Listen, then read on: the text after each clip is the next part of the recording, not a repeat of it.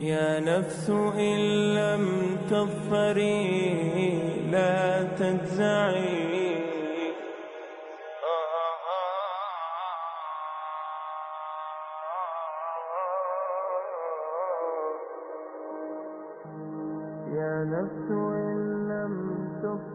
A man by the name of Michael Hart, he said, and who was Michael Hart?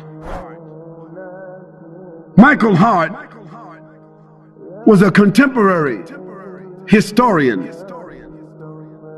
and mathematician, and he gathered other historians and biographers together, and they said, let us compile a list of the 100 most profound human beings in history. And to make a long story short, they made a category. They set up 32 different categories by which to compare and produce these 100 most great, profound human beings. And let me tell you what Michael Hart said. He said that Muhammad sallallahu alaihi wasallam, he placed him at the head of his list, and those with him could not dispute it because categorically he earned that position. And Michael Hart said, I would have liked to choose Jesus Christ because I'm a Christian. But there were several categories that honestly I could not choose him, because Jesus Christ was not a father. Muhammad, he was. Jesus Christ was not a husband. Muhammad, he was. Jesus Christ was not a statesman. Muhammad, he was. Jesus Christ was not a warrior. Muhammad, he was. And Jesus Christ was not a ruler. Muhammad, he was. And so Michael Hart and his other collaborators, they said, the greatest human being that has impacted history and all annals of documented history, it had to be Muhammad sallallahu alaihi wasallam.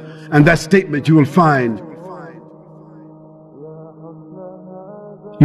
it in the archives of the Time magazine,